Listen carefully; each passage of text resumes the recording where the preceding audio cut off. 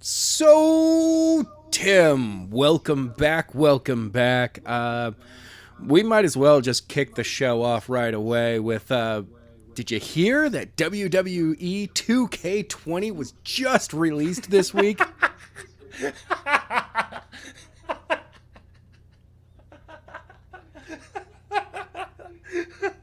No, okay. We can just hit the music.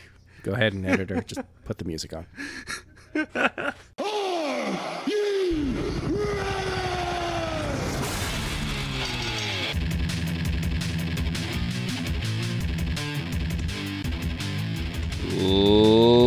Ladies and gentlemen, welcome to a brand new episode of As the Buckle Turns. I'm Adam.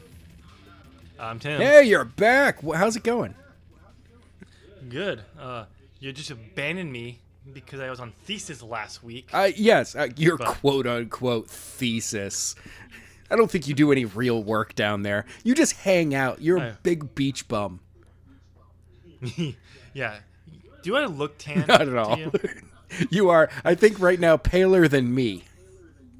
Probably.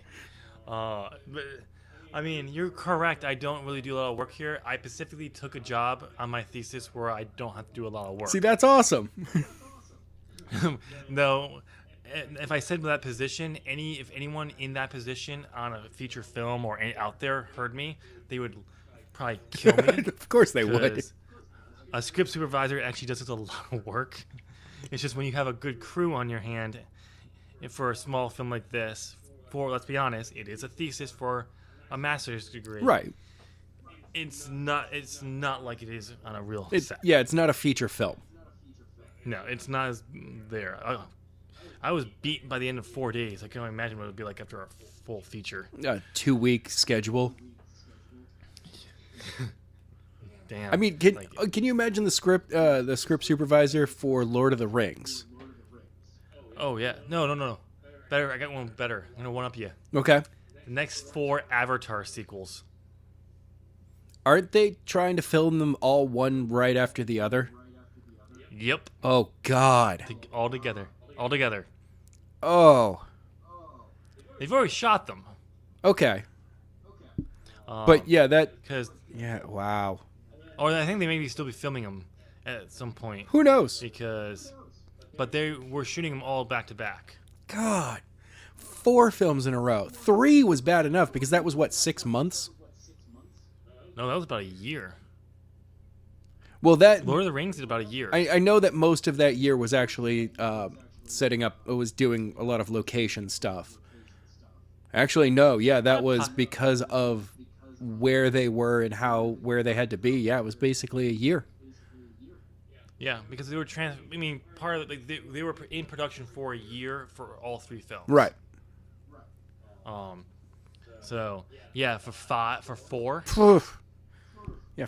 No. Okay. Well, Tim, you're back. We have a lot of stuff to go over, and one of them really is the creme de la creme of bitchiness this week that you'll rant for another 20 hours on, and I'll join you, is the 2K20. Really? Yeah. We'll get to that last, though. Really 20 hours? 20? 20. I think we're close to about 36 at this point. I know I've already taken tomorrow off from my day job. Okay. Just want to make sure we have it. This is going to be a huge file for your computer. I know. We're going to have to break the show up it and release it in sections. Over the next 6 months. Yeah. What are you talking about? I'm going to release it one right after another. It's going to be crazy. All right, You literally can't access the internet or anything because it's all dedicated to uploading. Yeah. I just have. I can't do anything in the house for a week.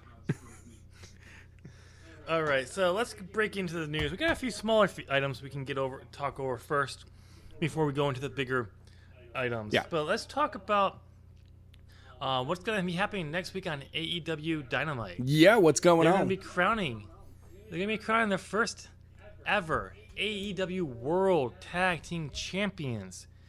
And I actually finally got to see the belts. Yeah? Let me put it this way: I'm not really impressed.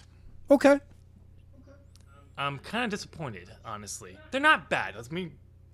They're not the level of NWA National Championship bad. Ooh, yeah, that one hurt. They're not that bad. But they're not even. I wouldn't even put them on the level of NXT UK belt level, because that's the best looking tag belts I've seen in a very long time.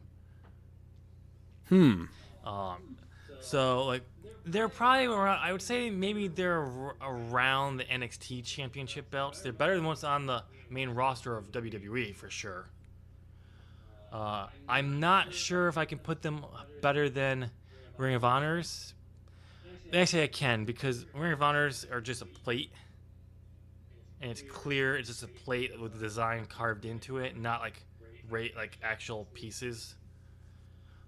So, but they're on a little bit probably around the level of NXT's tag team belts, which look good, but like when you compare them to the UK tag belts, Yeah.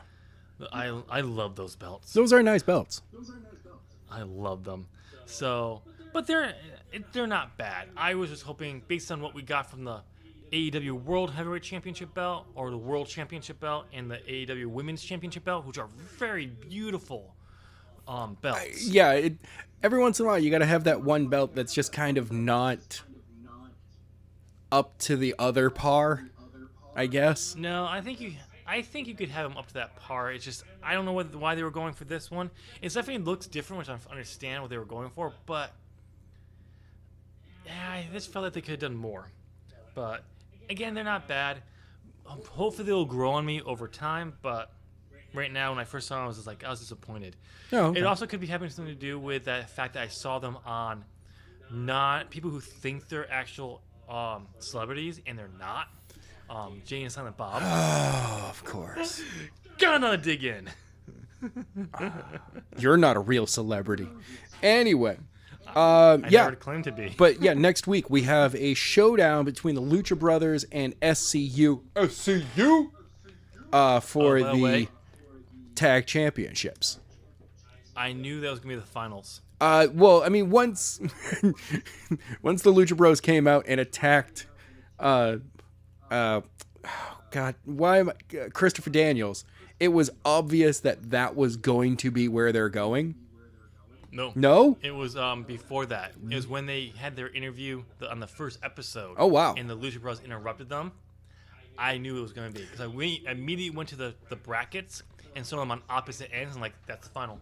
And I'm willing to bet, I mean, logically, looking at a tournament, if you're the Lucha Brothers, you have an idea of who you can beat.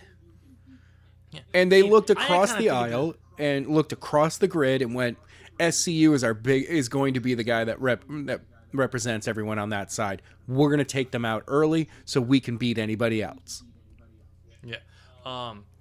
So, I mean, I expected the Lucha Brothers to be in the finals regardless. Yeah. So I was kind of wondering if we were going to get a private party Lucha Bros match or the Young Bucks. I kind of figured we were going to go with the private party, because they've been heavily featuring them, trying to hype them up. Oh, yeah. And all that.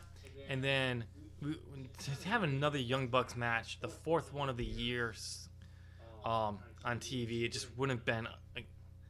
I'm done with that feud. I mean... For a while. Young Bucks and Lucha Brothers, yeah. Yes. We can hold off on seeing those teams fight again for a little while. Oh, yeah. So And it'll be interesting again when they do. Yes. Exactly. So I was glad for that. But as soon as that happened, I was pissed because the Best Friends didn't go on to beat the I'm sorry. SCU, and then beat the Dark Order as that foreshadowing. So I think that's what they were kind of going for, but because the Dark Order didn't get over really well as they thought they were going to, and the Best Friends, while they're over, but they're not as over as they thought they were going to be by this point, so they kind of switched gears. Sort of like they did with Britt Baker. Yeah. They were positioning her to be the first champion, obviously, kind of like Jericho. Mm-hmm. And she didn't get over in the same way that they thought she would as quickly. Thankfully, if this was WWE, nope, she's our champion. She's gonna be the champion first. We go through with this plan no matter what. And Yep. no, I like that about how AEW hints at who could be a champion, listens to the audience, and goes, "All right, we're gonna work it this way." Yep.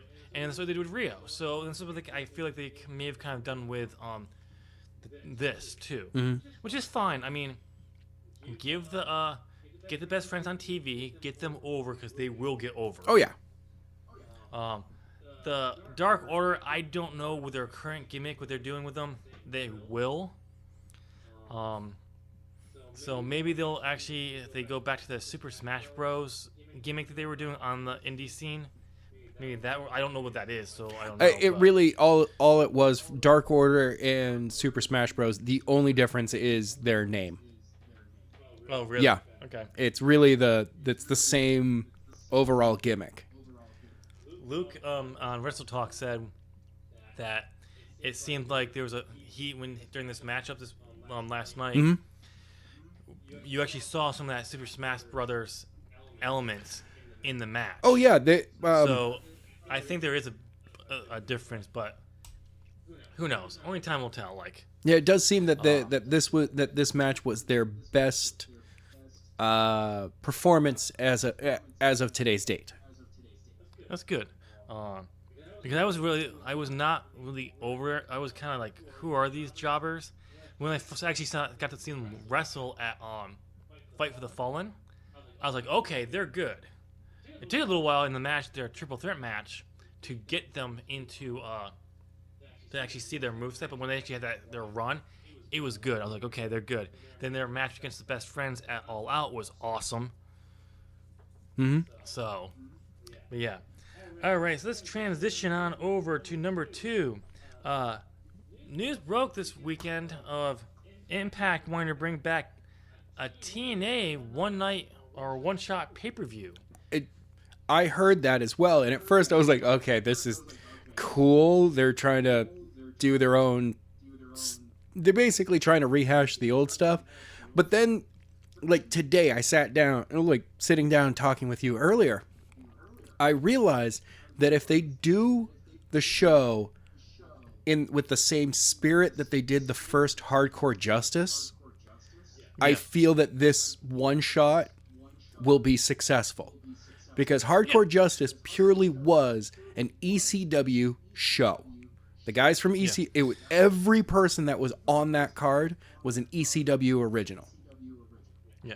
Bring back, if you brought back, if you could get some of the top talent from the 2008 era of TNA for the pay-per-view, that'd be great. Yeah. Unfortunately, a lot of those people are working for WWE and in AEW. Yeah. I mean, it would be cool to see, WWE give the blessing to AJ and Samoa Joe to show up. Yeah.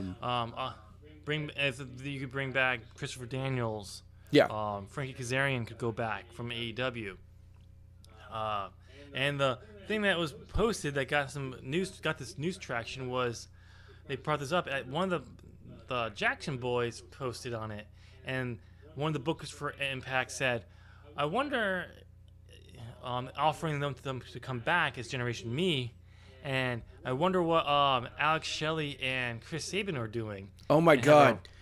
To see a tag team match between the Motor City Machine Guns and Generation Me again. Yeah. You know what I would love to see? Samoa Joe, AJ Styles, Frank Kazarian, and Christopher Daniels in an X Division match. No, not an X Division match. Ultimate X. Well, I mean, yes, it's not actually for the X Division belt in any way. No. But just for the Ultimate X match. Yeah. They put the ropes across the top of the ring. It's the 6-sided ring again. Just put an X up there. Throw Loki into that match. No. I have an option. I know what they could do. Create a championship that says the King of the X Division. Oh my God. And it's for TNA, and it says TNA King of the X Division. Yeah. And you put these people who grew out of the X Division into this Ultimate X match. There we go. Yeah. Oh my God, that would be amazing. So, that would be awesome. I mean, at the same time, you know that interesting WWE would never sign off on AJ or Joe actually competing in that match. Yeah. Making an appearance, that's one thing. So you know, it'd be funny if Samoa Joe and AJ Styles got the blessing to go and actually wrestle. Oh my God! They didn't tell them what the match was going to be. They said they got permission. They actually did the whole thing, asked for forgiveness instead of permission. Yes. Went and did that match, and then came back and like, wait, why did you do that? We knew you wouldn't let us do it. We wanted to. That's why we didn't tell you.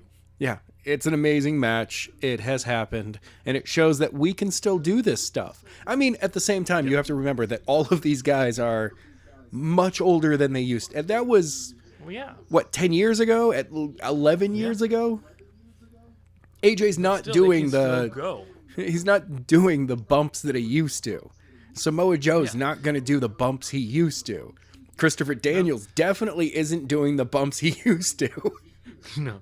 But still, they can still have an awesome matchup, still make a really cool Ultimate X match if they did an Ultimate X match. Yeah. And I mean, heck, just a good old-fashioned six-way match in that six-sided ring. Yeah. So, you know what? Let's stick with Impact for a few minutes. Let's move on into number 4. We're not going to go over the overall results, but this past Sunday was Bound for Glory. Yes, it was.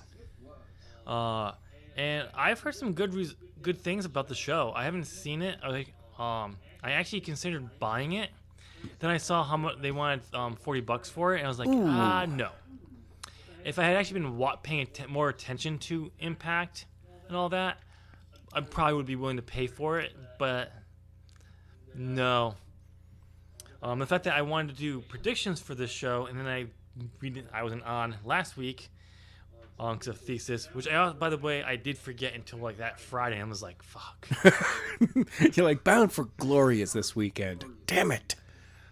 I mean, I almost put it up on our predictions spreadsheet and say just go make predictions, but I didn't. But the main thing that came out of it was we have a new X Division champion in Ace Austin. Yes. Who just signed with the company. He's either 21 or 22. Nobody knows. Yep. No one really knows, according to Wikipedia. Which everyone thought Tessa Blanchard would probably be the one walking out of there with that belt. But more news on that reason why in a little bit. Okay. We also got to see the debut of Kylie Ray. She was on the All for Glory pre-show on Saturday, and then made her debut in the Gauntlet match, where the winner got to pick their championship.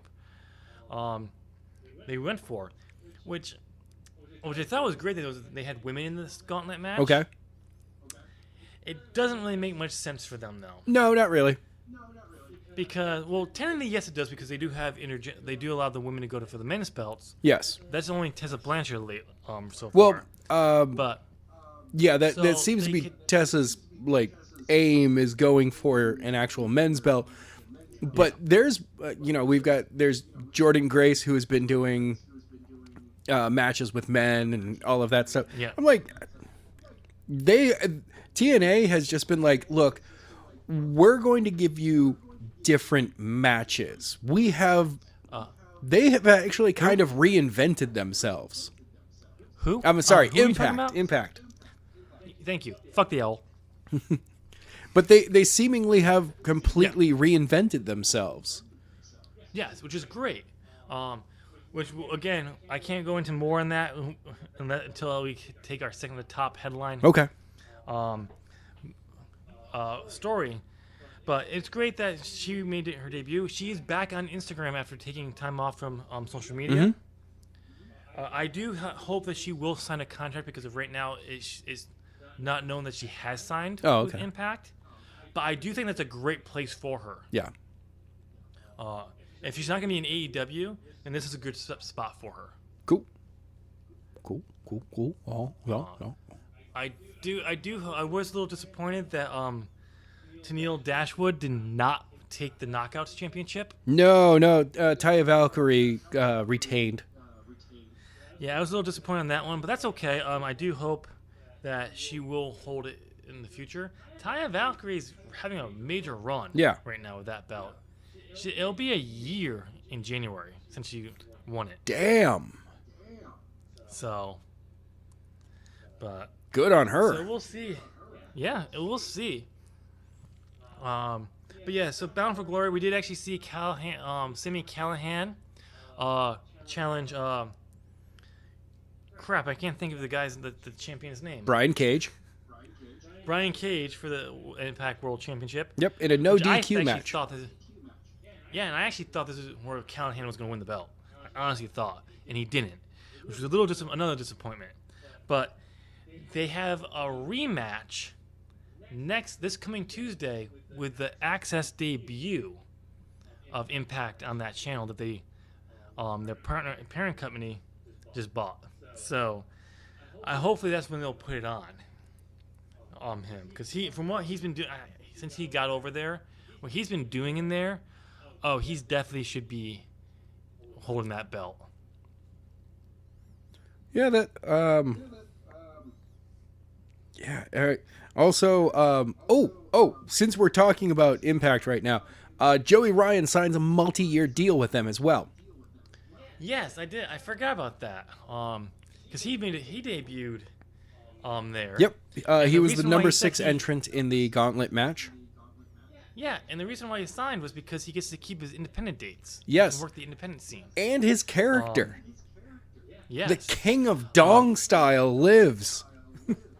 I think if he went to AEW, he would have been able to keep his character. Oh, totally. But it's the dates that he probably would have lost, and that was important to him. At least some of them. So I'm glad to see him there. That's great for Impact on taking that, getting him there. So yeah, I forgot about that he signed there. Mm-hmm. Damn. But okay, let's move on to some CM Punk news. Yes. Once again, CM Punk stuff. You want to take this one, Adam? Yes, that's right. CM Punk. Once again, the rumors of CM Punk coming back to the WWE abound across the internet again. CM Punk said that he would be interested in coming back to the WWE. And for a big old bag of money. No, the actual quote is for a big old bag. A big old bag. And I'm like, of course, he's probably looking at it going, I mean, from a reasonable standpoint, if he is even willing to actually come back either as a wrestler, he would probably be like, look, I want to do TV.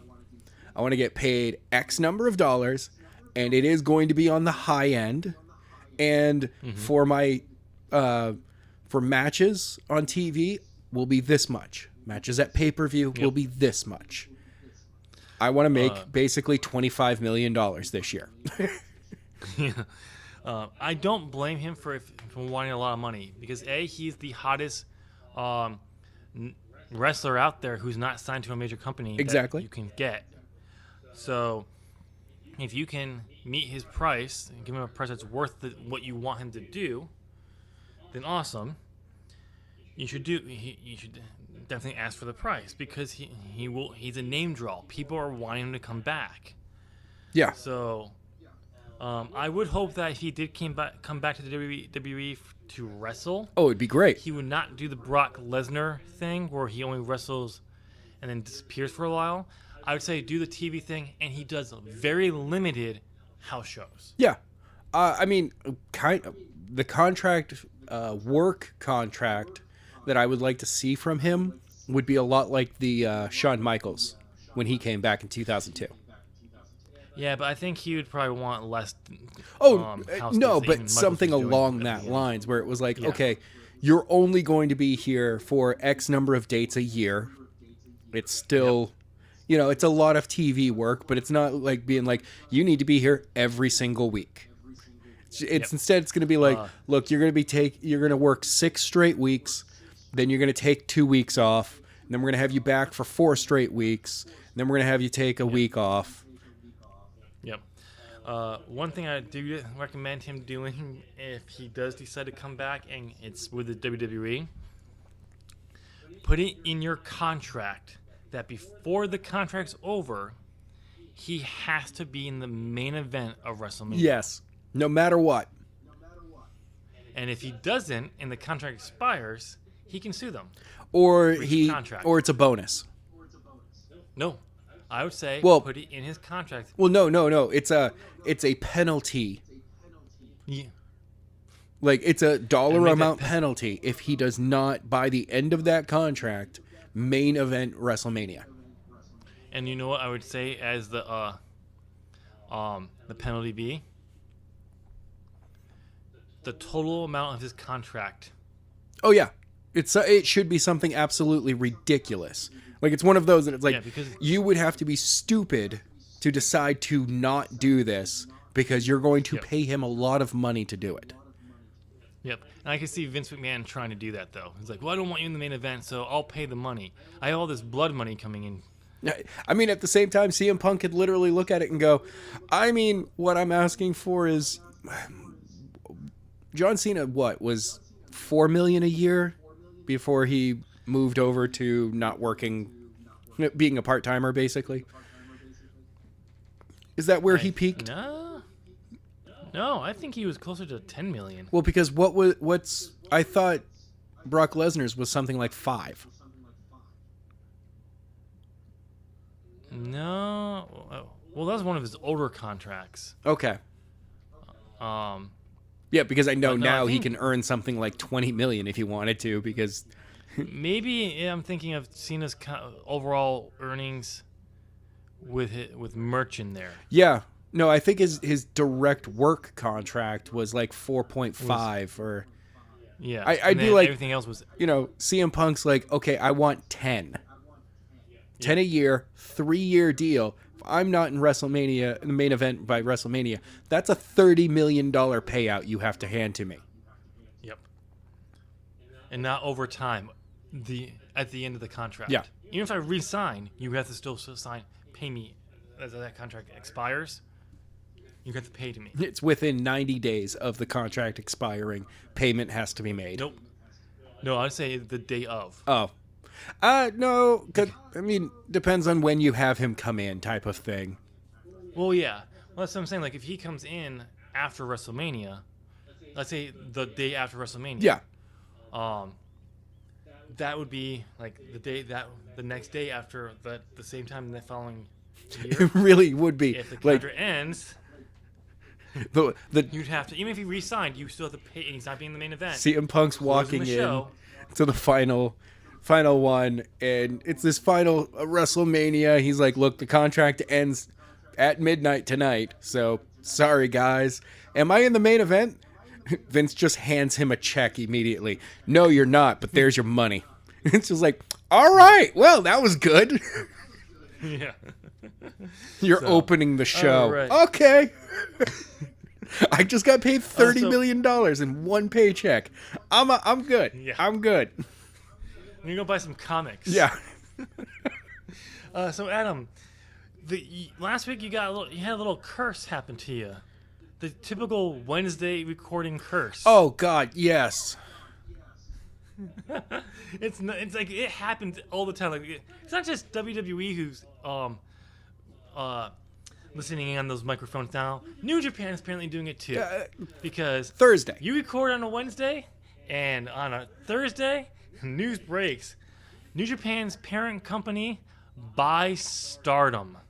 Which is huge, And for those by who the don't way. know what Stardom is the biggest all women's wrestling organization in Japan. Yeah. So it's where Kairi Sane came from.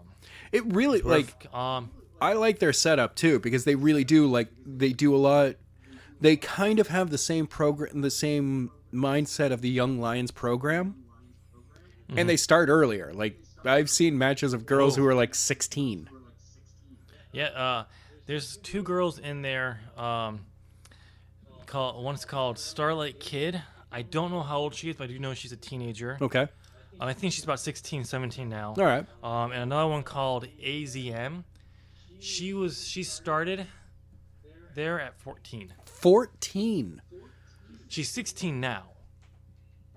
Damn. I have to see if I can find it again, because I actually watched like about an hour-long documentary on Stardom on YouTube a while ago. Mm-hmm. It was awesome.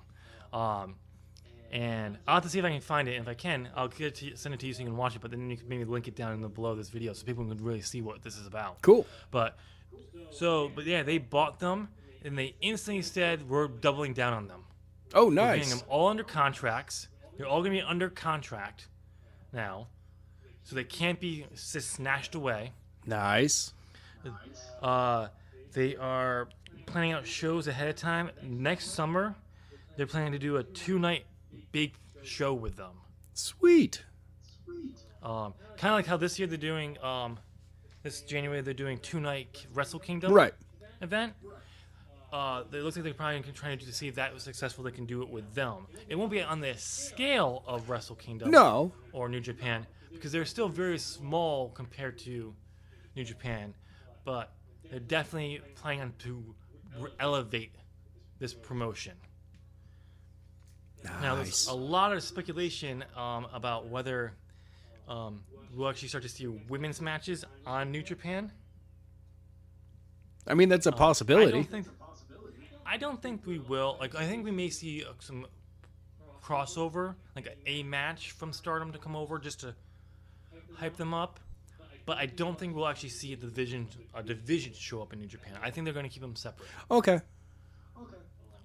Maybe do like a double feature type thing, where it's like in the smaller arena nearby, we're doing Stardom. Go to this show and then come to this show. You know what actually would be really cool? To start incorporating the stables, either from Stardom into member, like you have Stardom personnel start becoming, Bullet Club members, Chaos members, Suzuki Gun members, and you're like, oh, okay, so at New Japan events we see these ladies. Yep. But you want to see them in action? Watch Stardom. Yep. One thing I would think would be kind of cool in like a pre-show for one of their pay-per-views, you have a women's match. Yeah. To show what it's about, so you can see that what they're doing, and say, go watch Stardom. So I was excited for this because there was rumors that last week that we were going to get an NXT Japan announcement. Yes. And one of the things that came out was that they were trying to buy New Japan by Noah Pro Wrestling. Mm-hmm. And that was going to be the foundation of NXT Japan, as well as apparently Stardom. They were trying to buy Stardom as well, and they were going to combine the two to be the basis for NXT Japan. That has fallen through. Yes. On both fronts, because New Japan bought Stardom, and Pro Wrestling Noah said no. And while Pro Wrestling Noah was not the only company they were talking to, they were talking to many of them over there, but that was the main one they were hoping for, and has came back and said they're not doing it. So it'll be interesting to see if when we get this NXT Japan. I hope they see what happened to the United Kingdom wrestling scene after NXT UK came through, and those wrestlers will be more cautious. Yeah. Don't get me wrong. I do like NXT's tutorial base that Triple H wants to do, but when you you take all this talent and then you say they can't work these other shows, that's wrong. Yeah, and you're not really working them all the time. Yeah. Yeah. But I understand why, but at the same time, it hurts the business. So I hope Japan will learn that lesson, and if they do come over there, that they will be very cautious. Also, I'm hearing that New Japan is very much interested in a U.S.-based promotion. Well, they are expanded. They're expanding. I can't remember what it's called. It's like the New Japan Pro America or something association. Like they're basically launching an office over here. They don't have a dojo. Yep. and they're going to start apparently touring more over here. And that's the other thing about Stardom. They're actually going to be bringing Stardom to the United States. Yes.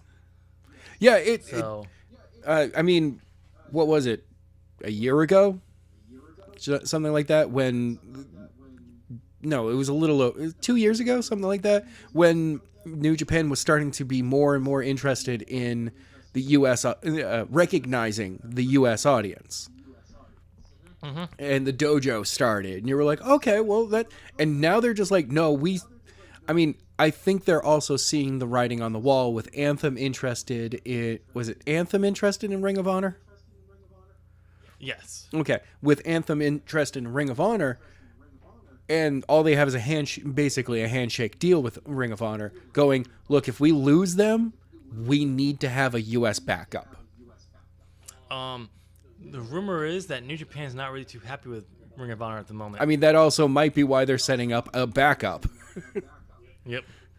So, from what I understand, it's gonna be the New Japan stuff that's running in America will not interrupt Japan tours. Nope. They said.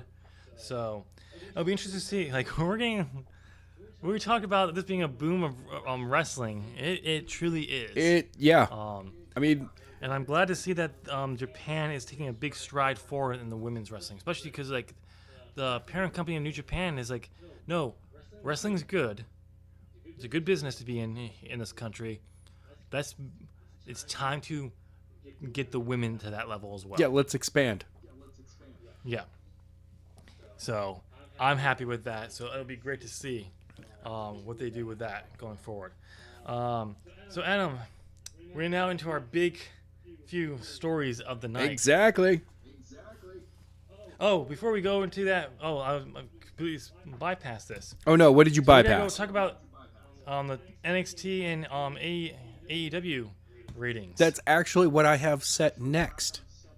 Yes, I skipped 7 though, and I was gonna go right to 8. Oh well, screw you. No, we got to talk about this. Is week 4 in a row. AEW 4, NXT 0. Yes, we should just rename time. NXT to OWN. Owen. Yeah. Because right now they're 0-4. But yes, NXT dropped again, but this is the first week AEW fell below 1 million viewers. Yes, that's true. But they had the World Series to contend to. There was a Celtics game going on as well. I mean, that's really just a New England thing. Yeah, but still, that's from what I get. When I hear you have competition from basketball, it's always the Celtics I hear the name of. Really? It's always the name thrown out as, the Celtics were playing. It was a big NBA game. Who was playing? The Celtics. What? So I don't really. I mean, sorry, I don't follow basketball the way I used to. I really don't see the Celtics. I mean, I don't see any basketball team drawing my attention away from wrestling anyway. Yeah. Hockey definitely will. I'm sorry, wrestling. Hockey is where that's my sport to go, okay, I'm sorry, wrestling. I got to pay attention to this. I'm trying to find ways to watch hockey. I was looking into the NHL packet. Yep. Yeah, it's too expensive for me. Oh, yeah. I might actually do the ESPN, like for $4.99 or something like that. I guess I could get the games. Okay. So I don't think you're going to get all the that. games, but no, but some of the Yeah. games. I mean, I've never really watched a lot of hockey. I just want to be able to watch some hockey. I know for me, I love the sport of hockey so much. I don't care. What was it when we were working at that purple and yellow gym? They had the junior national. What was it? The European Juniors tournament. And I just sat down every night and just watched it for as long as I could because I was like, nah, it's hockey. I don't care. I'll watch it. Except for the Penguins. Yeah, that's right. Except for the Penguins. Hey, what's your problem with the Penguins, boy? Sidney Crosby is a bitch. I won't deny that he probably is. I haven't watched enough in a long time. So, but yeah, but you know what? What? You can't deny his talent, though. I certainly can. He's no Wayne. He's no Wayne Gretzky. He's no Ovechkin. Okay. But He's no a uh, lot of other players that I don't remember their names right now. okay, so our listeners, if you don't realize how much we like hockey, we just turned this wrestling podcast into talking about hockey. And So and yeah, it's just a quick cover. We don't really get that in depth into hockey. I couldn't tell you No. stats from 10 years ago. I couldn't even tell you who No. won last season. I don't even love know watching the who's sport. yeah. So, but yeah, so there's some competition with that. The numbers I have here is 936 thousand for AEW. You got that one wrong, NXT. buddy. 963. Yeah, you said 936. Oh, my bad. 963. So it's just Okay. under a million. Yes. And NXT has fallen below 700,000. Yeah. It was at 698,000 this week. No, I just want to Man, jump. they just keep Back. going down.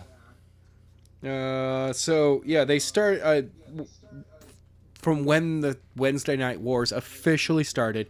They were at 891,000, and now they're down to So 698. Yep.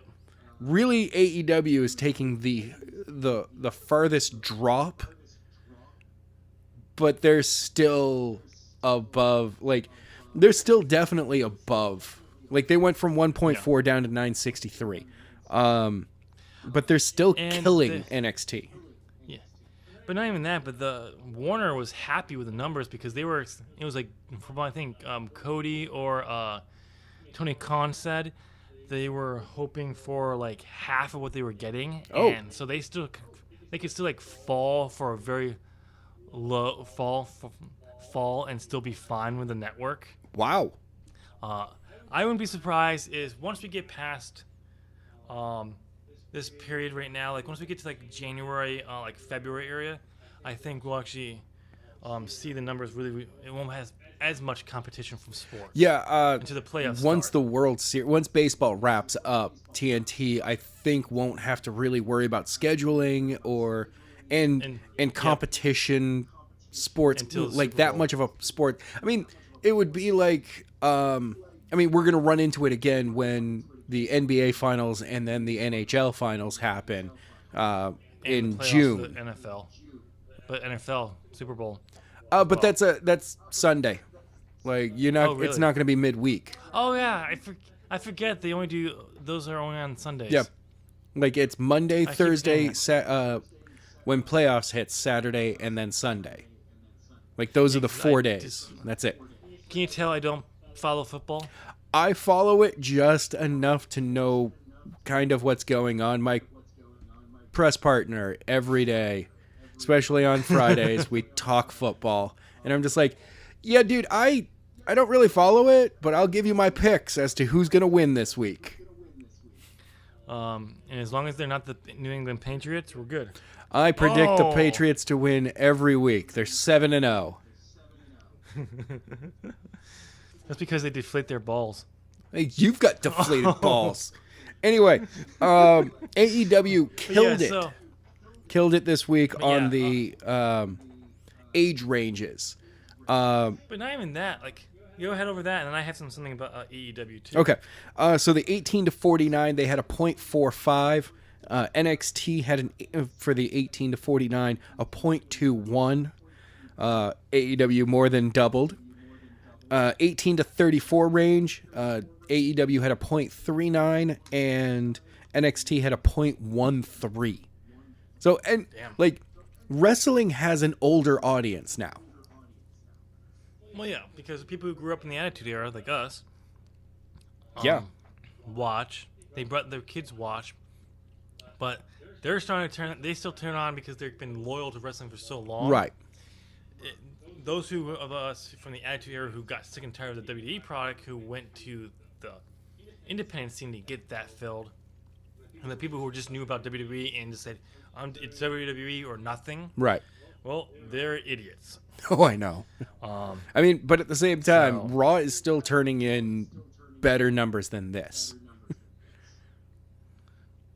Well, for how much longer, I don't know, because those numbers keep falling. Yeah, true, but Because there was actually a story today about how investors in WWE are concerned about the falling ratings. oh yeah, totally.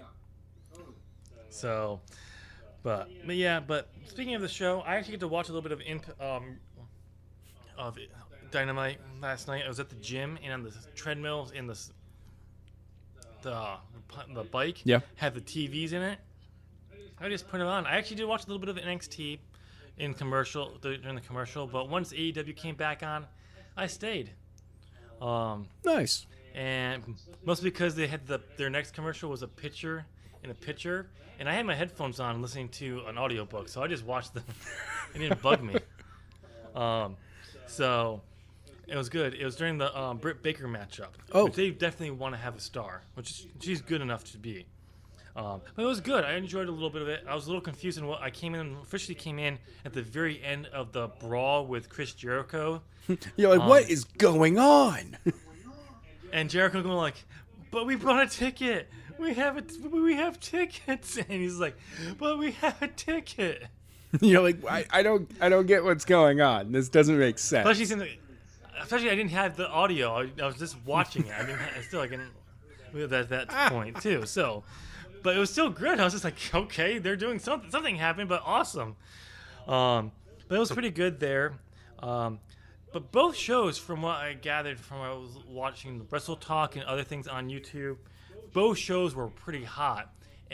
WrestleMania even went as far as giving the NXT the better show. Wow. By 1 point. Oh, okay.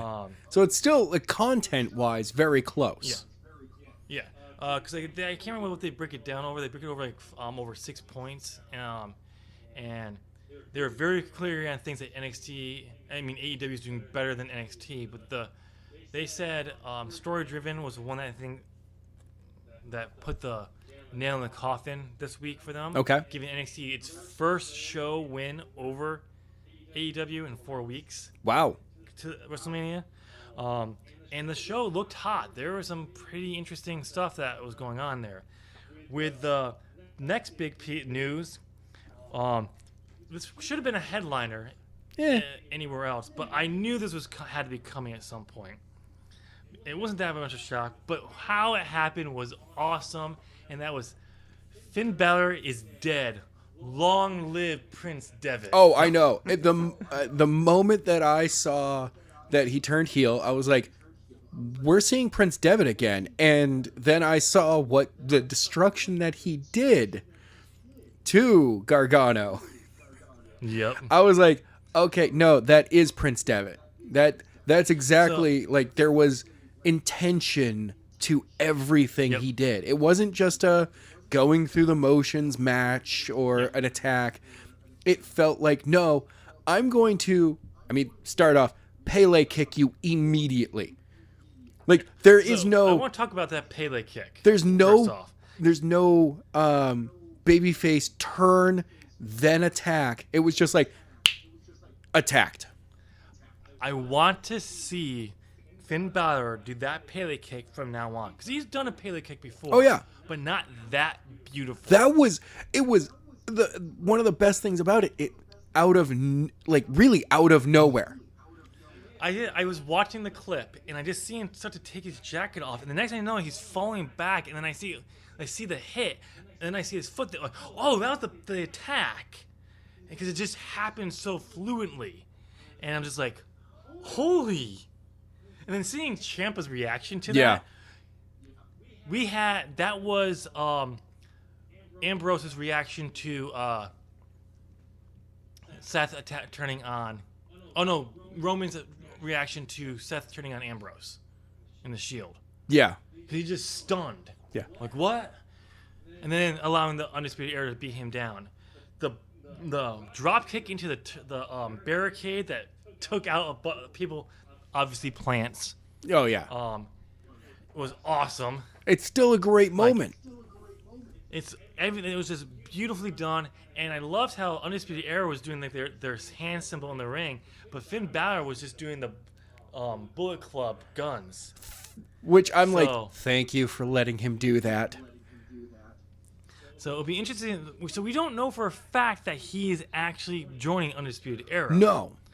And it really does work with the whole enemy of my enemy is my friend. Yes. It will be interesting when they go forward with that. Seeing former Bullet Club members who were in WWE respond on Twitter was awesome. Yep. AJ Styles was like, I can't remember what do you say? It was like about time or something like that, or something like that. And then I think who was it? Not crap. I can't think of the other members of the OC's Anderson names at the and moment. Gallows. Yeah, Carl Anderson was just like, about time, Prince. See, what Hashtag hot Asian wife. I would like for this to do is to set up the OC Undisputed Era fight.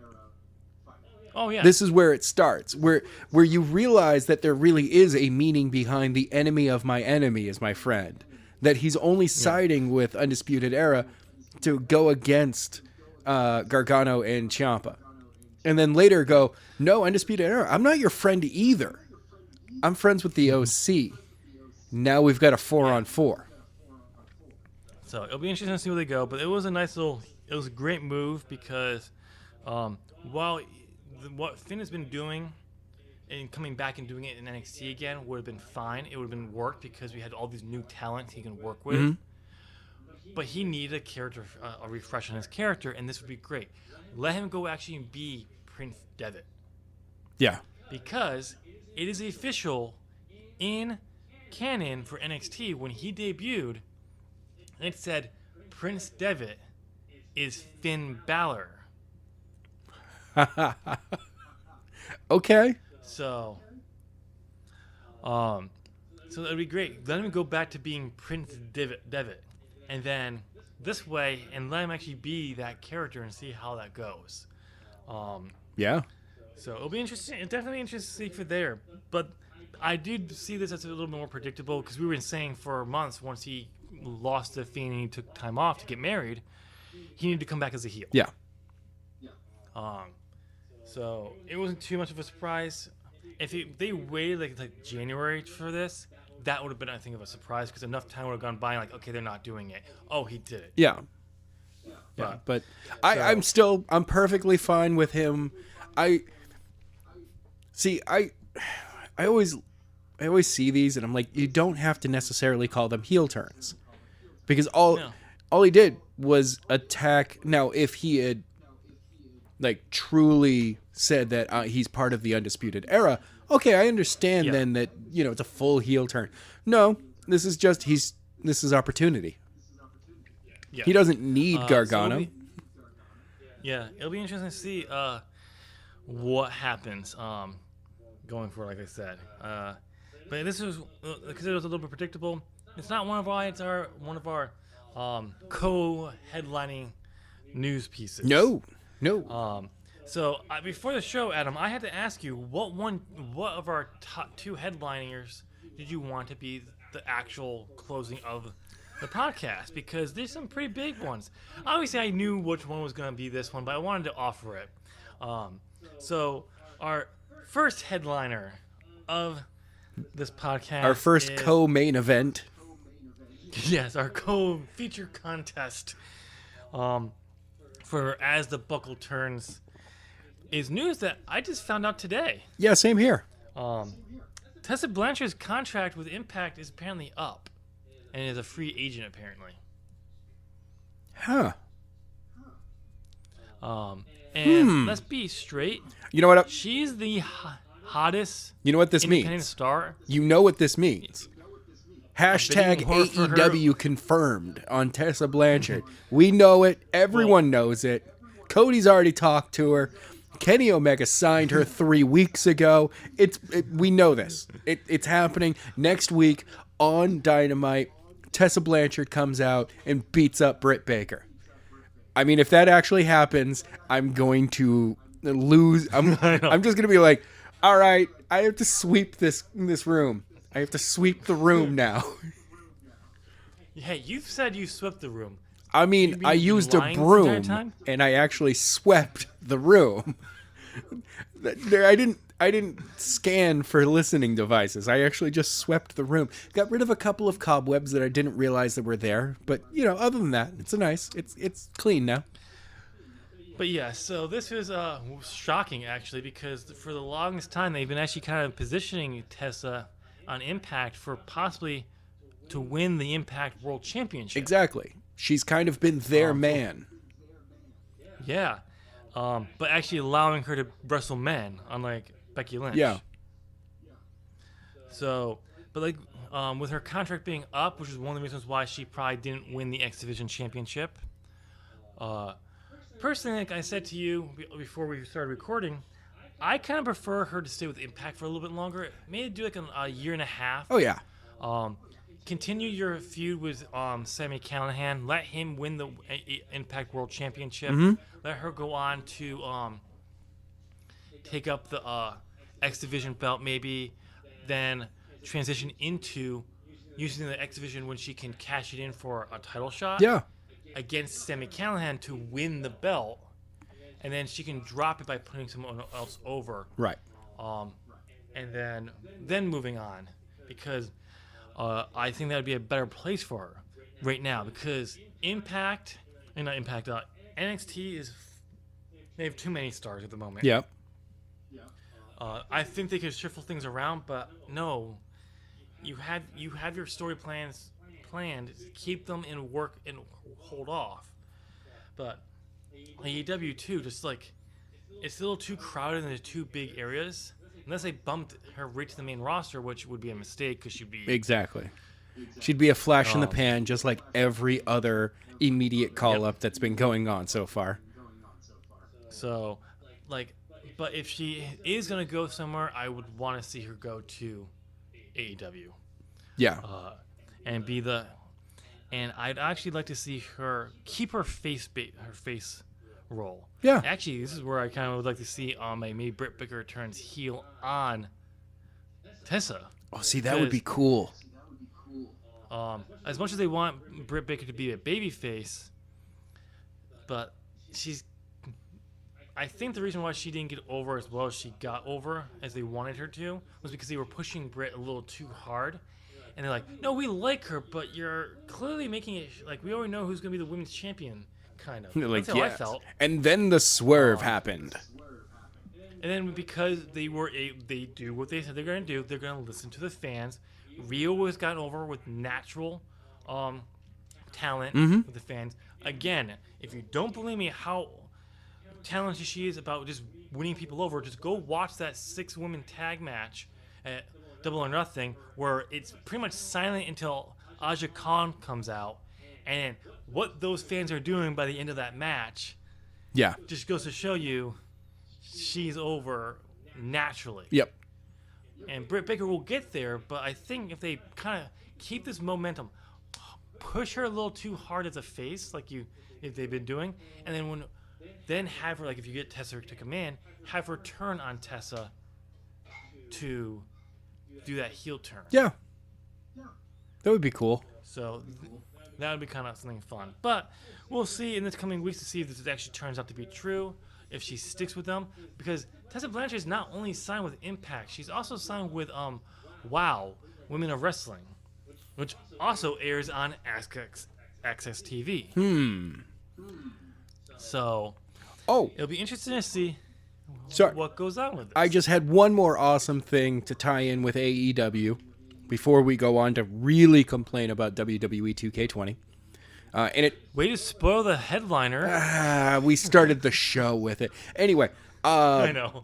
AEW and the cast of Glow are going to be doing something together.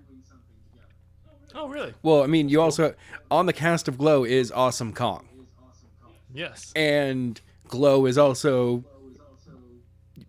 I mean, it's about women's wrestling, and it's an awesome show. Seriously, if you guys aren't watching it, go out and actually watch the show. It starts off kind of drama-y, but by once the characters realize how awesome wrestling is, because that's kind of a thing for some of them, is that it dawns on them. Once they buy in, the show amazingly just continues going along that rail. There's actually one of the episodes in season 2 is purely basically a TV show. It's like a TV broadcast of what they did. That's cool because I've watched the first season. I have not watched any of the seasons, not because I didn't want to, it's just because I wasn't in the mood for it. But it is helpful that they're only a 30-minute show, right? Yeah. So that helps. So eventually I'll get back to it because I think they have one more season. I think they're ending after 4 seasons. Yeah, I know. I'm just getting on to the 3rd season now. So sorry. We'll see. Once they announce the 4th season is coming out, maybe I'll try to catch up on it. Cool. But yeah, that'd be cool. So let's move on to the headliner. Yes. The actual main event. I just have one thing I have to say about this. What? 2K? Really? Really? I was gonna pull a Bruce Buffer, Michael Buffer, and be like, oh, let's get ready to complain. All right. But yeah, because, oh my God. By the way, if people don't know why I was laughing so hard at the beginning, it's because I called it. I mean, yes, the game has been out for us recording, a little over 24 hours, almost 48 now. But I called this. Go back a few weeks ago when I talked about, I brought this up, and I talked about how there's no marketing, and it's about 3 weeks out from the release. Not just that. And all of a sudden, soon after that, about a week later, they started actually putting stuff out with about 2 weeks left to go. But none of it, if you notice, none of it was actual in-ring match action. It was none of it was gameplay. It was all cutscenes. Yeah, they did. It was on YouTube. You could find gameplay on stuff on YouTube. But it was. I didn't watch it, but one of my thinking behind this is the reason why it took so long was because it took them that long to find non-buggy matches. Probably. To get that footage. But so let's get the big thing out. Yes, Ukes left. They had to bring this game into their internal division to work on it. I'm sorry, 2K, that is not an excuse not at all. to put out that crap. No, because If it's they start production. if you have that kind of a bad game, delay it. Mm-hmm. You start development of the game in at least June. They already knew they already knew when Ukes' contract with WWE was going to be up anyway. So they were like, okay, we're going to move this in-house. You had plenty of time to have people digging through and preparing to be the lead developers so that they could pass it on to a team of people to work on stuff. Now, I will say this because I did listen to before the game actually released, and I actually was listening to a podcast where I can't remember the guy's name, talked to the 2 lead developers, and I actually mentioned this the other earlier podcast too. Oh, okay. Of why, and because they brought it in house, they took a little bit longer on things to get in and understand. You had to hire a team, hire people. Okay, I understand that. Still not a reason to put out that shit. No. If you realized how long it was going to take, you delay the game. Yeah. That's all you had to do. And if it's in your contract that says you have to put out a game every year, or WWE can pull the contract, go to WWE and say, we had to bring this in full in-house. This is what you're going to get.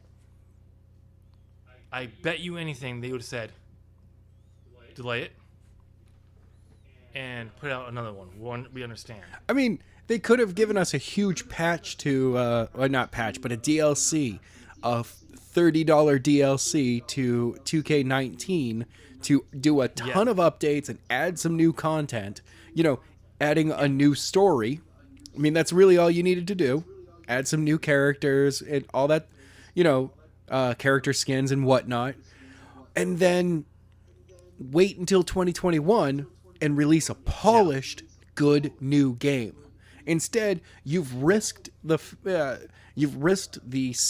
sales ability of 21 by putting out a bad product this year. Oh yeah, and it's laughable. Like we were just talking about it the other day, on the last podcast I was on, about the story mode, how it looked terrible, how you had that most likely they were going to link you to both characters, which they did. So you have to do both characters. And here's the thing, again, all the matches, like all the attires, all the moves are under that stupid loot crate system. Yeah. That is random. So it's not like you're buying something and you know what you're gonna get. It's completely fucking random. It's not like you've earned credits and gone, okay, I'm gonna buy this branch or this packet of moves. Then I know what moves are in here. And I go, okay, no, I want, we'll just say I want, the Risk Lock Lariat, aka the Rainmaker. But it comes with these other moves that you're like, well, I might use those on somebody at some point, but I really want this one big move. Yeah, it's dumb. I mean, I'll give them this as long as at least it's not where you can buy VC with money. Yeah. But at the same time, it's dumb. I get in a story mode you want to make it so you can lock move sets and everything, so you can't. You're not just all the way out the game. You're not day one doing all the aerial moves. But here's the thing, though. You start on the independent scene, like last year's game in WWE2K20. That loot crate system did not make any sense because you're supposed to be one of the hottest indie stars. Yep. You have experience. And you have very limited moves. At least I guess this year that you are looking back on your Hall of Fame career, going back all the way to like the very beginning. So I guess it makes sense. But by the time you get to NXT, you should have a lot more movesets, not barely anything, because you're paying like 10,000 VC for the rare ones and you get bullshit. Yeah. Yeah. So that there alone, not to add, maybe mention that, but like you have the Creative Championship feature was completely removed this year. Yeah. Apparently it's supposed to be patched in later on, but really? Yeah. Can't create a championship. Thanks, guys. Yeah. But you can't imagine how buggy that system probably would have been. Yeah, it's you try to create a championship and suddenly you're staring at Becky Lynch's deconstructed face and you're like, but that's not even part of this. How did this show up here? Not to mention the once again the universe mode gets looked over again. You get a few features. You can now go from like instead of 7 matches to like 10, like 9. Okay. For a for your TV show. Oh, okay.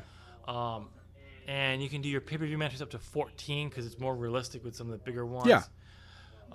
Great. Apparently you can swap out.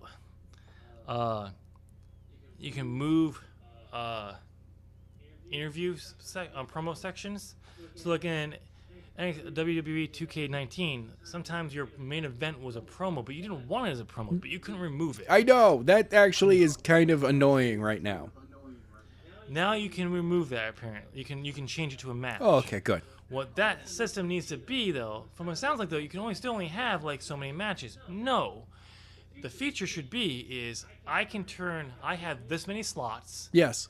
I can have them all wrestling matches. I can have them all be promos if I fucking want. Exactly. But no. And it's just like. Yeah, you should only have so many segments in your show. Yeah, exactly. And then with the no championship created championship belt, you're stuck with WWE belts. Yeah. So you're forced to do WWE shows. But the whole point of this is that people on the creative community and content makers for YouTube make their own shows. Oh, yes, a lot of them use WWE shows. Yeah. But a lot of them make their own, like you. I do my own, but I recently decided to do NXT. See, I decided I'm not actually going to put up. You're using their product, their promotion. They also. I'll get to something else about the community that they need to allow in a second. Oh. But people want to do New Japan, Ring of Honor, now AEW. Well, they can't because they can't make those. Well, they can, but they can't make those fucking belts. Nope. No, you can't. Not until they patch that fucking thing back in there. And so it's just like, really. I mean, I've said this for years. The best way to do a wrestling game is to give us a hardcore base game with a lot of features in it that you can expand upon over the years. Right. You constantly have DLC throughout the year. Maybe the last 3 months you don't. Except for maybe some character packets where, like, if some characters like change their hair, Yeah, or they change their attire, you'll put, and they're not in the game. You can't make them in the game. You put them out there for free. right. But you get your big update at each year where you're paying like $30-$45 for this. It's gonna be a graphics update. It's gonna fix other big bugs. It's gonna put new features in, a new story chapter in there. So you can, instead of having to do your entire career in one game, you can actually build your story over a long period of time. Wait, you can continue your character for a long time? Much like the way that, what was it, SmackDown versus Raw's storyline used to go? It just continued forever? Yeah, after a while, it was like, the stories didn't stop, but you could keep going. No. There were, like, yeah, I mean, the story mode in that was you had to get yourself to the top of each belt that you could get into. Yeah. Once you were at the top But of, then, the IC title, you could enter into the US title. Then you could enter into the WWE title. And pretty much once you got to the winning the WWE title, it wasn't really any reason to continue on because you're the champ. But you would still continue on every week and be like, oh, it's now week 359. Yep. But you could keep going. Yeah. So that was kind of cool. But think of it this way. Imagine you have a storyline where your goal, yes, you want to win the Universal Championship in the storyline. But if you had branching storylines, but you could actually say, over the next 10 years, we're going to be building off of this base. Yeah. So your characters that you have here, in the storylines we're going to be giving you, you will have an option to go to be the top dog in the company. Or if you want to have a actual more realistic career where you could go, you build it over time. Yeah. So you don't actually win your championship until like year 5 of the actual game. Yeah. We'll allow for that to happen. Replay value in your story mode. There's one entire year in the story mode where you're technically fired. Yeah. Long term, it's like for 2K, it's like WWE's long-term story booking. Yeah. I mean, they're also in the business to Universal make mode. a game every year. So they're just like, look, here's the storyline. The storyline is going to be, 15 hours long, and that's it. I mean, realistically, most video games, you're looking at a 50 hours or under for a story. And that's if it's a big game developed over 4 or 5 years. Yes. Oh, I know. But they're you're trying to do 1 year every year. And I'm like, my suggestion would be your storyline should just be a continuation of, if I want to jump in say 2021 on your 2020 game, I should start this character is a new character. It should start at NXT. or Yeah. the quote-unquote independent scene. BCW? And one of the things that would be awesome you could do with that is you could have these characters where at any point along the line, if you added a new character to the story, you could relive those storylines again with a new character with different because you have multiple branching options. Yeah. But if you wanted to, you can have it so they don't. If you wanted to have your characters come in as a hot talent, go right into WWE instead of NXT or the Indies, that could happen. Yeah. I mean, you could also have and it depends. Really, you could have it set up that your advancement of the story of your career is purely based upon your win-loss, not whether or not the actions that you have done in the during the match equal out to what they want you to what they want you to do. If you spend your first four matches in BCW losing, of course you're not going to move to NXT the next week. Yeah. It's like, no, your first four, you got to win a couple of matches. Yeah. But not even that, but like, again, going back to the community on YouTube who put on their own shows or they play the game. They don't allow you to use the WWE music. No, they don't. Entrances. You will get a copyright violation. Yep. On that video. Not just a copyright claim, a violation. So it's dumb. You want people to play these games and show it off? WWE needs to make it so that if it's detected and YouTube detects it and it's a WWE2K game, the music is fine to be used. Right. And not only that, they need to start putting older music in from past stars who aren't even in the game, so you have options for music. Right. Hopefully, PlayStation 5 will actually allow us to use our own music again, so you could then import music. See, that would be cool. But if you wanted to put it on the channel, open that up. Again, so if it's detected in a gameplay, it's allowed. So even all this old WWE soundtracks they have for all their talent, you could bring those songs back because that you wanted to. Yep. So, but they don't. You go into that, and then again, just give us a fucking GM mode again, too, please. Yeah. It's the most requested feature outside Creative Finisher to be added back into this game. See, I enjoyed, that's one of the things that I enjoy about, I enjoy about running a New England Wrestling Alliance. I get to book my own matches. You know, and I get to, afterwards, when I know that I don't get a lot of feedback on the channel, in the comment section, please leave us comments down in the comment section. Instead, I have to just go on my own enjoyment. It was like, you know what? That was my match of the night. That one was fun. Last week when the Llama beat the Reaper, that was my match of the night. It was the opening match of the card. And this week, I love how you're using the talk of WWE2K to recap.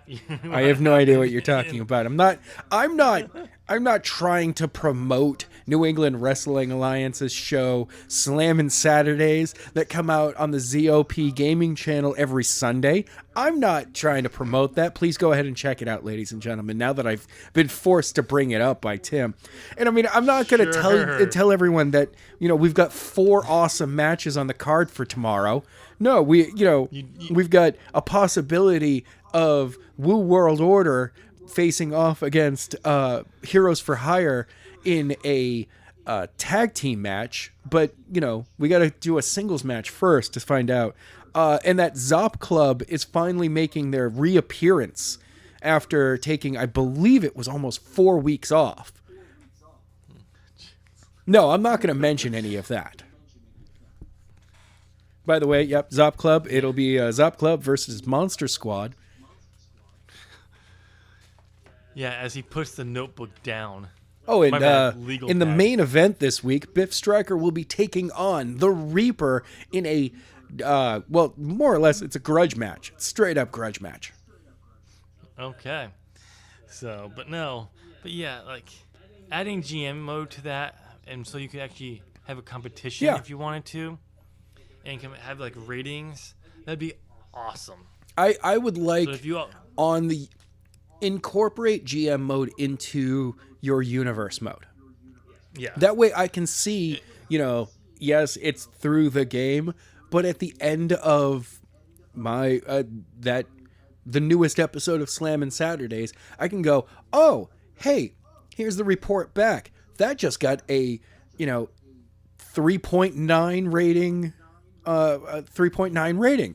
That was an amazing show." And it even goes per match for whatever you set up. But here's the other thing, and one of the things that you should be able to do within that is, like, if you want to run a younger, like a lower end federation, Yeah. you could set that up. So, like, no, we're not. We're a smaller fed. We do have talents who could have a overall rating. They have to redo their rating system to do this. But who are at like a 98 for the company. Right. So, but you put them in WWE, they're going to be a little bit lower on the card. Yeah, once if they hit Instead of the main you're at a roster. you're in the indie scene, so you're going to actually be like a 40. Yeah. No, they can still have that high end, so you know who your main eventers are. But you trade them, if they go to a different company that has a bigger audience, a bigger name, their rating falls in line with that company. Right. I've said another thing I think they need to incorporate in, because I'm sick and tired of them it always being one or the other, is based on your popularity, it should determine how big the reaction of the fans should be. Yeah, definitely.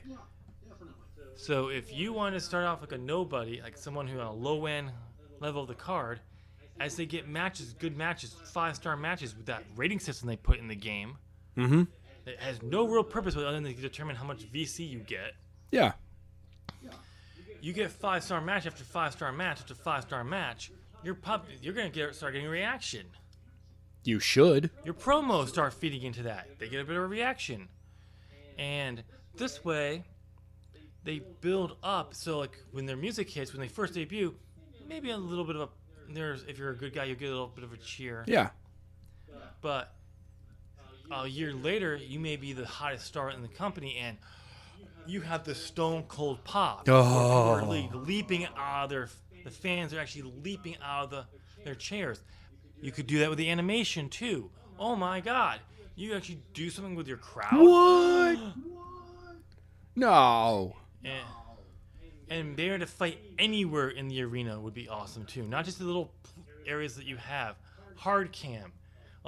Be able to climb the goddamn stairs to go up out to the concession stands again. Okay. So there's just so much, there's so much that I want in this game, there's so much other people want in this game, but the way 2K handles improvements, it's always in areas that no one gives a fuck. Yeah, I know. Who wanted towers to return this year again? I'm not interested in it. No. I mean, yes, it was a nice little feature. Great. I didn't really hear many people say it was a good idea.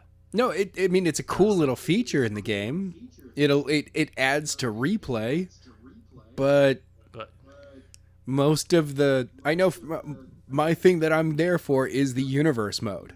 And sadly 2K20 until they fix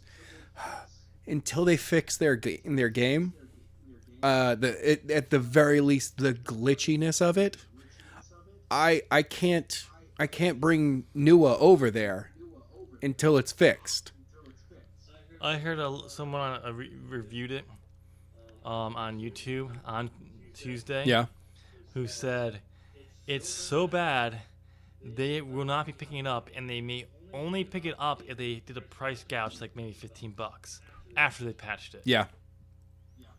I've got a feeling that so if this continues along its backlash path, by Christmas we'll see a price drop. Probably.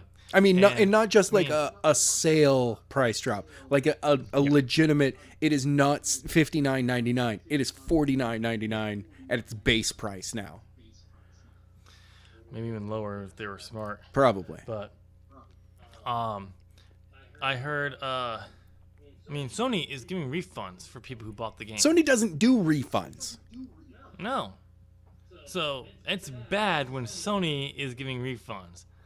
Oh, So, but 2K, you just. it's a I horror. don't You guys get have taken why. a major misstep with this game. Yeah, I mean, especially when the terms of last year's game, 2K19, a lot of people reviewed it as it was a upswing for the game, the series. Yes. Slowly starting to move in the right direction, and then we get this shit. And I mean, IGN gave it a 4.2. this wasn't Or even a 3.2. a 180 from last year. This was a 180 that somebody came along and smashed you in the knee, made you fall down, then pushed you down a hill and made you go, "Hey, now that you're all screwed up, doesn't this really look good?" And you're like, "No, it still looks like trash."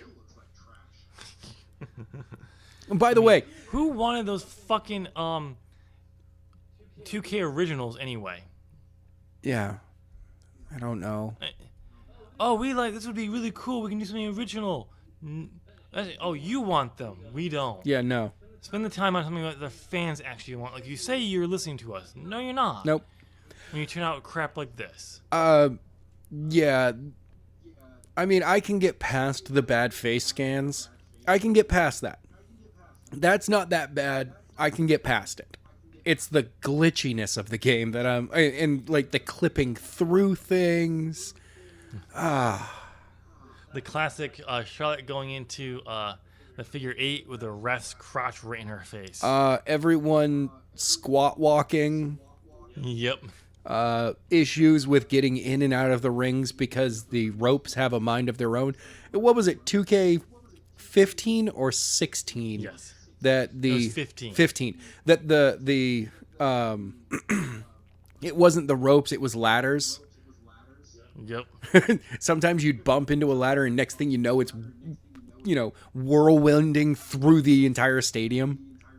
Yeah, it shots off into the fans. Yeah. That's how bad like IGN gave this review for it's as bad as 2015. That was not a.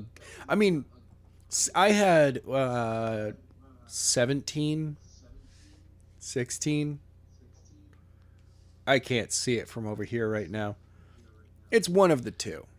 It was I think I had 17 at one point. Then I switched it out for yeah, I had it for a little bit. I didn't really play. I played a lot around with it, but I didn't really play with it too much. I'm trying to see which one I had. Hold on, I'll be right back. Oh no. You talk amongst yourselves over there. I'm trying to think. No, wait. Okay, yeah, no. I only have 18 because what happened? I'm trying to remember when I bought my PlayStation 4. When I bought my PlayStation 4, I got 2K18 with it. Played that a little bit, but then I stopped. Then I tried to play with it a little bit more, and then I kind of stopped. I didn't buy 2K19 until this past January, so because of moving down to Full Sail and everything. But which one do you have? 17. I had 17. That was the last one that I played before I got 19. That's right. You skipped out on 18 because you couldn't afford it. Yeah, that's all it was. Yeah. I mean, I really do enjoy the fact that the game is more of a sim of wrestling than an arcade. Yeah. But there's more things I want to talk Okay. about for 2K. First off, I want to talk about the random decision to switch out the controls. Wait, what? For something new. Yeah, the counter. Yeah. The reversals is triangle or the Y button on Xbox. Why? Because apparently they said they did this for online play, mapping. They recognize for online play, mapping the normal buttons is faster than for the triggers apparently. So they switched it out for some. So No, because before you had your finger right there, boom, you could just hit it. And hitting the Y button actually worked for the finisher because it's an out of the way button for you to hit with your thumb. I don't know. They apparently said that was the reason why. It's dumb. Especially with no warning that they were changing the controllers until like right before the game launched. So hopefully there's a way you can usually when they switch up the game controllers, because every so often they do switch up the game controls. they allow you to go back to the previous It, ones. well, I mean, if they hopefully they give us the ability to remap the controls, because I am going to set it that way.